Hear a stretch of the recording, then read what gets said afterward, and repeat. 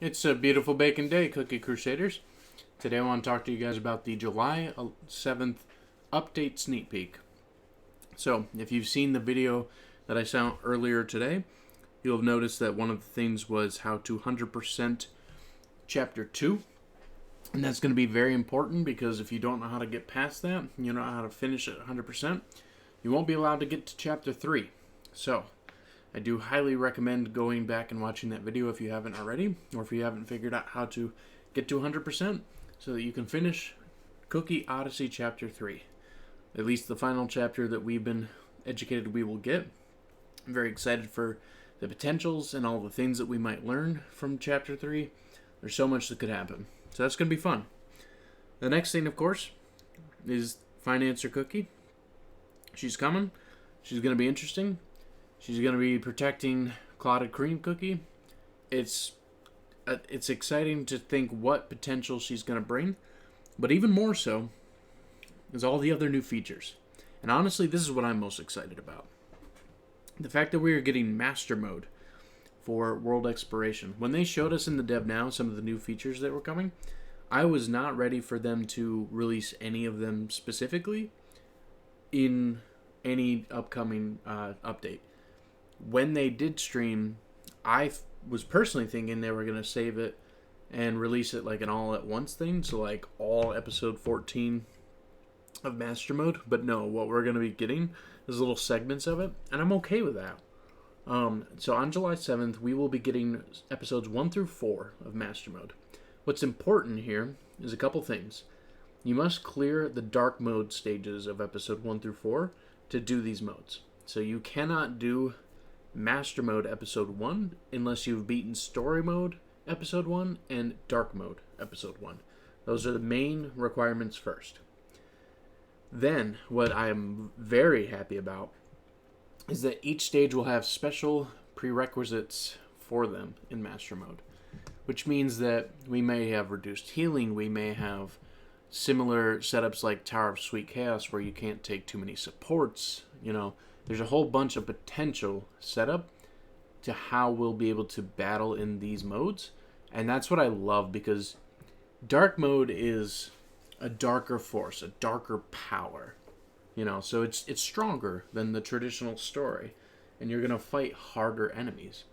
But I love that it's called Master Mode, because you're really, at this point, a cookie master. You understand the game. You understand how to bring out the best of each team to get through the waves and the hordes of difficult monsters. And so that's what I'm most excited for, because everything that I've been teaching you guys, everything that I've been going through, all the things that I've been discussing and contemplating and looking into, all that's going to come into play. And all the research and data that I'm pooling together will help us push further into updates like these, because it won't be as simple as take 3 ancients, take 2 super epics, put them on a team, and go through all the episodes.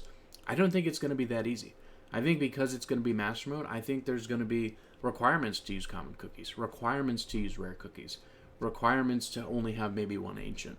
And I'm very, very looking forward to that entire setup. So I'm hoping that Dev Sisters delivers great for Master Mode, because that is probably my most anticipated update mode currently, just because of those reasons. Now, in addition, we have the new upgrade system, Magic Candies. We are only getting Magic Candies for Purple Yam, Espresso, and Vampire Cookie to start. There's a lot of talk and discussion that Vampire Cookie will become the king in Guild Battle again, especially because of skill reworking and Magic Candy buffing and Cookie Ascension, which I'll get into that in a moment. All of those put together should create a driving force for Vampire to be very strong in at least Guild Battle. It'll be interesting to see if he'll be very strong in regular battle too. But nonetheless, Guild Battle, I think we should see an improvement for Vampire to jump back in and really take some dominant force in the team setups. So we'll see how that goes. In addition, the Ascension system, or Transcendence, whichever you want to call it, is going to be allowing cookies to be even stronger. In order to help you get used to the new system, they are adding and upgrading features as well as introducing new events such as world exploration, more rewards for world exploration, new levels for today's bounties, and then the magic laboratory. So they're going to be upping it to bounties level 12. We saw in the Dev Now stream that they were going up to 15, so level 12 is our peak for this current point. And with that said, I believe if it scales the same way, we should get about 8 pristine powders from each bounty level 12 when we get to there, like each time you attempt it. But in addition, you're going to be getting some other materials too from bounties level 6 and up that will be important for the magic laboratory and crafting new items. So, the 3 magic candies. They will upgrade the existing skills, and some cookies will have a charm or update to their skill altogether, like new abilities. So, if you saw, Purple Yam, Espresso, and Vampire Cookie are the 3 cookies currently. These are some of the oldest cookies, and as they stated, they wanted to bring back ways for old cookies to be more effective in the game and more used. Now, will they take over the meta completely? It's hard to say, but will they be a viable option after these upgrades? I do think that they will be. Even if they're not meta, even if they aren't dominant, I still think that they're going to be an option. So it's something that I would recommend looking into getting XP saved for, and maybe even getting powder saved for to start upgrading these cookies, because these are going to be game-changing upgrades. Not so much game-breaking, hopefully. It might be, but hopefully not. But at least game-changing. If you can equip a cookie with a magic candy, their skill will be enhanced or granted a new bonus effect. So for instance, Espresso provides interruption for cookies that are hit by Espresso's ability and pulls cookies together. This can be important in a lot of ways. Sorbet could really benefit from this. If front lines are pulled all into the same direction as the mid cookies, that would mean Sorbet would have the opportunity to deal a lot more damage to a lot more cookies. This would be important for area of effect damage that deals nearby damage, like Affogato Cookie with the poison. This would be helpful for anyone that targets specific rows, like Chili Pepper or Black Raisin Cookie. So there is a lot of potential with an enhanced version of certain skills like that. Purple Yam Cookie is pretty much a displacement cookie. So what I'm hoping is that we get kind of cookie displacement from the ability, but more likely it's going to be some pretty heavy knockback, which I'm okay with too. Heavy knockback would give the option for your other team to heal longer, more time for them to get their skills cooled down. It just gives you more time if you get a lot of knockback. So I'm interested to see how that's going to work, and very excited to just watch all that change unfold.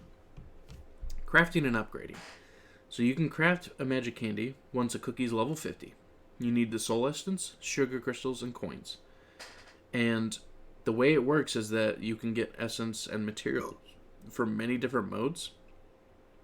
But importantly, once you get these upgraded to a certain point, like let's say you 5-star a cookie, if you start pulling them from the gacha from this point, you'll get their ascendance materials, but then you'll also get the materials to help get them moved up further with the crafting and upgrading. The magic candies will be specific to their own thing, but as far as the cookies themselves, you can get them upgraded by just doing more gacha pulls. So your gachas will not be wasted if you're a long-time player. They will go to new resources and benefits now. So balance and skill adjustments.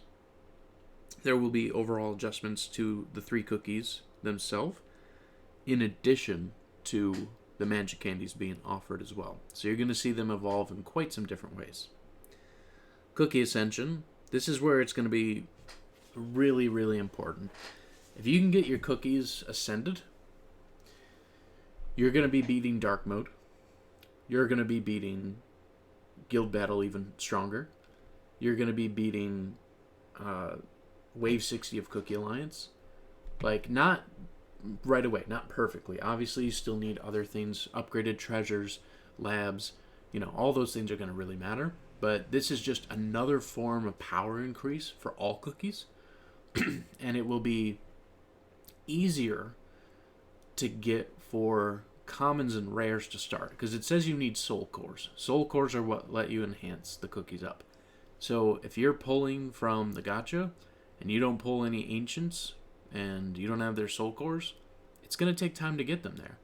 So this is a way for, at least right now, commons and rares and lower epics to have more viability back in the PvP arenas, because you will be more likely to gather their materials and their soul cores to enhance them and ascend them, which means that they will get a buff, putting them just slightly above some other cookies.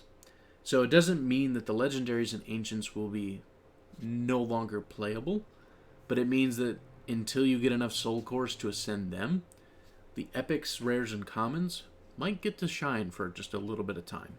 And that's very exciting too. But yet again, you need them at 5-star to get them soul cored and ascended.